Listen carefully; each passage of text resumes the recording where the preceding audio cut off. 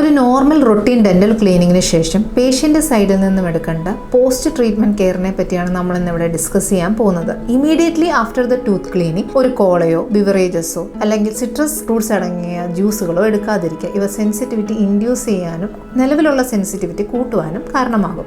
ഇപ്പോൾ നിങ്ങൾക്ക് സെൻസിറ്റിവിറ്റിയോ ചെറിയ തരത്തിലുള്ള ബ്ലീഡിങ്ങോ എന്തെങ്കിലും ഉണ്ടെങ്കിൽ തന്നെ അത് 2-3 ദിവസത്തിനുള്ളിൽ തന്നെ അത് നേരെയാകാനും ചാൻസ് ഉണ്ട്. ഇനി അതേസമയം പെർസിസ്റ്റൻ്റ് ആയിട്ട് നിങ്ങൾക്കൊരു സെൻസിറ്റിവിറ്റി ഉണ്ട് അല്ലെങ്കിൽ സെൻസിറ്റിവിറ്റി ഇഷ്യൂസ് ഉള്ള പേഷ്യൻസ് ആണെന്നുണ്ടെങ്കിൽ ഒരു 2 ആഴ്ചത്തേക്ക് ഡെന്റിസ്റ്റ് പ്രിസ്ക്രൈബ് ചെയ്ത ആൻറ്റി സെൻസിറ്റിവിറ്റി ടൂത്ത് പേസ്റ്റും ക്ലോർഹെക്സിഡിൻ അടങ്ങിയ മൗത്ത് വാഷുകളും യൂസ് ചെയ്യുന്നത് നല്ലതായിരിക്കും. കൂടാതെ തന്നെ നിങ്ങളുടെ ഡയറ്റിൽ ഗ്രീൻ ലീഫി വെജിറ്റബിൾസ് അടങ്ങിയ ഭക്ഷണ പദാർത്ഥങ്ങളും കൂടാതെ തന്നെ ഡയറി പ്രോഡക്ട്സ് ഇൻക്ലൂഡ് ചെയ്യുന്നത് മോണയുടെയും പല്ലിൻ്റെയും ആരോഗ്യത്തിന് ഹെൽപ്ഫുൾ ആണ്. അതുപോലെ തന്നെ ഷുഗറി ആൻഡ് സ്റ്റിക്കി ഫുഡ്സിനെ അവോയ്ഡ് ചെയ്യുന്നത് നന്നായിരിക്കും. കൂടാതെ തന്നെ എല്ലാ 6 മാസം കൂടുമ്പോഴും ഒരു റെഗുലർ ആയിട്ടുള്ള ഡെന്റൽ ചെക്കപ്പും ഒരു റൊട്ടീനായിട്ടുള്ളൊരു ഡെന്റൽ ക്ലീനിങ്ങും നിങ്ങൾ എടുക്കുന്നത് നിങ്ങളുടെ പല്ലിൻ്റെയും മോണയുടെയും ആരോഗ്യത്തിനെ സഹായിക്കും.